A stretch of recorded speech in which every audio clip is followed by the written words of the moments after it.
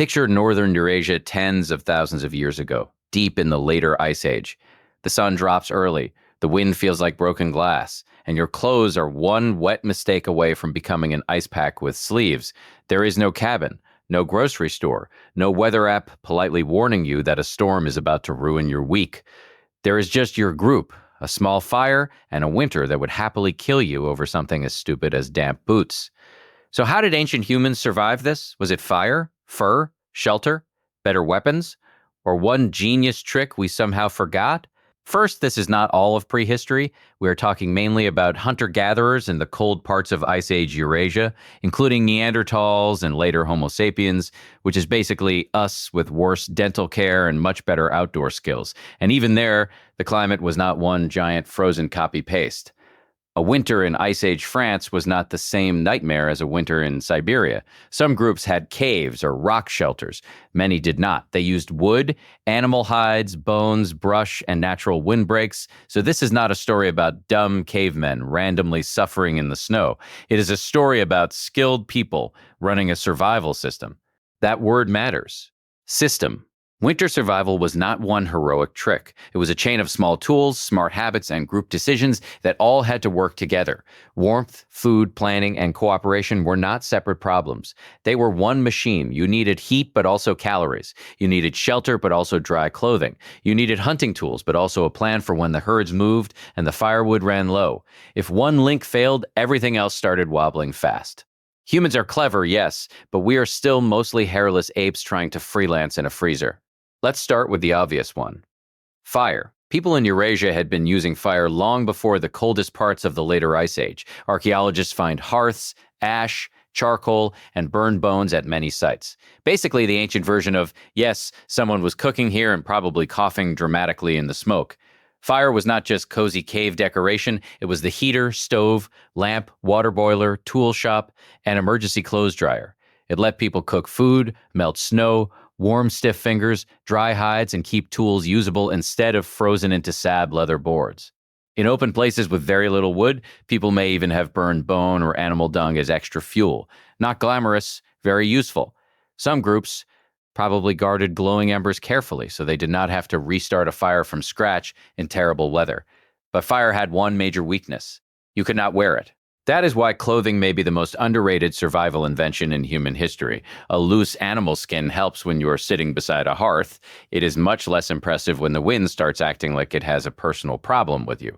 For real winter travel, people needed fitted clothing, leggings, parkas, boots, maybe mittens and hoods.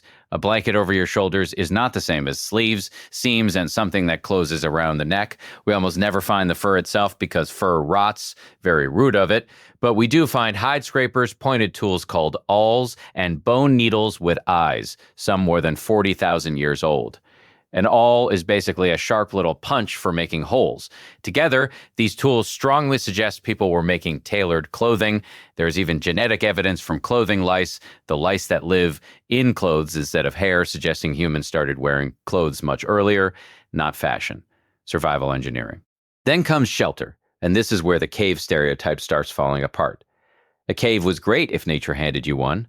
Usually, nature did not. Across Ice Age Eurasia, people also used tents, huts, windbreaks, and shelters made from wood, hides, and sometimes mammoth bones. At sites in what is now Ukraine, archaeologists have found structures built with mammoth bones that likely helped support hide coverings. Imagine building your house frame out of giant ancient elephant bones because Home Depot was experiencing a 30,000-year delay. The goal was simple: block the wind, protect the fire, and create a smaller pocket of air that bodies and flames could actually warm. People also likely slept on layers of hide, brush, grass, or other padding when they could. That mattered because frozen ground steals body heat with the enthusiasm of a tax collector. Now here is the part modern people often underestimate. Cold is not just a weather problem, it is a calorie problem. A winter body burns energy fast, especially if you are walking, hunting, carrying children, or hauling firewood through snow. And you cannot solve that with a sad little salad and positive thinking. Ice Age hunters often targeted large animals like reindeer, horse, bison, and in some places mammoth, because big animals meant meat, fat, hide, bone, and tools. Good weapons mattered because winter did not forgive missed chances. And fat was huge. Lean meat fills your stomach, but very lean meat by itself can still leave you in trouble. Marrow, organs, grease, and fatty cuts were survival food, not bonus snacks, the good stuff. And this is where winter really starts in summer. People had to plan ahead. They dried meat when conditions allowed, they cracked bones for marrow, they probably rendered extra grease from bones and scraps when they could, basically boiling useful calories out of leftovers. Ancient meal prep. But with more bone smashing and fewer matching containers, in very cold places, nature also offered a giant freezer, which is convenient if you can protect your food from scavengers and other hungry humans. Plant foods mattered too, depending on the region: nuts, roots, berries, and other gathered foods that could be stored or carried. The menu changed from place to place, but the rules stayed the same. You do not wait for a blizzard to start thinking about dinner. They also moved strategically. Many hunter-gatherers did not sit in one spot all year, heroically hoping the landscape would apologize. They followed seasonal routes. They camped near rivers, migration paths, sheltered valleys, or places with good fuel and good hunting. Some camps were longer stays. Others were quick hunting stops. Archaeologists can sometimes tell when a site was used by studying animal teeth, antlers, and the ages of hunted animals. Those clues show that some places were visited in very specific seasons. In other words, winter survival was partly about being in the right place before winter got rude. Timing was technology too. But the strongest winter tool was probably other people. A group could rotate jobs, share fire duty, repair clothing, watch children, care for the injured, and spread the risk of a bad hunt. One lucky hunter does not guarantee long-term survival. A cooperative camp does. We even have prehistoric skeletons with healed injuries and heavy wear, which suggests some people were supported long enough to recover or to keep living with limits. That matters because not everyone in camp had to be the main hunter to matter. Older people may have carried memory, even when they could not chase reindeer anymore. Someone knew how to stitch boots. Someone knew which valley held game in late autumn. Someone knew how to keep embers alive overnight. Your friends were not a bonus. They were infrastructure. And the group may have been bigger than the people around one hearth. Stone, shells, and other materials sometimes traveled long distances in prehistoric Europe and Asia, which tells us people kept wider social ties. Those ties mattered when weather, prey, or illness hit one camp harder than another. Think of it as a very ancient backup plan, except instead of cloud storage, it was cousins.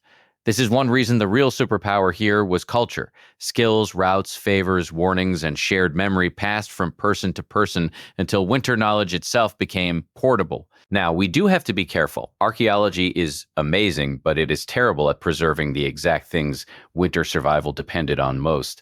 Fur rots, wood rots, dried meat disappears. Nobody leaves a neat little sign saying, "Emergency boots buried here." So experts still argue about the details. How layered were these clothes? How often did groups store food instead of moving with it? Which sites were true winter camps and which were shorter stops? The answers changed by region and time. Ice Age Eurasia was not one giant snow globe. We have the outline, not every stitch. And none of this means winter was easy. Children, sick people, and the elderly had the smallest margin for error. So if you ask, what single invention saved ancient humans in winter? The most honest answer is, none of them did alone. Fire mattered enormously. So did fitted clothing, shelter, hunting weapons, stored food, and smart seasonal movement.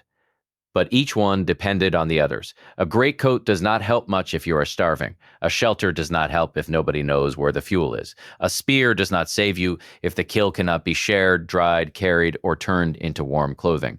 The real advantage was cultural knowledge. Humans survived winter because groups remembered things, taught things, and coordinated things. So the next time you picture an Ice Age camp, do not imagine one lone tough guy glaring at the snow and winning through attitude. Imagine a small community keeping a complicated machine running. Fire fed, hides dried, boots stitched, fat saved, children watched, weather read, routes remembered. 1 weak link and winter bites hard. Keep the whole system working and a nearly hairless primate can live in a frozen world. The fire mattered, yes, but the hands around it mattered more.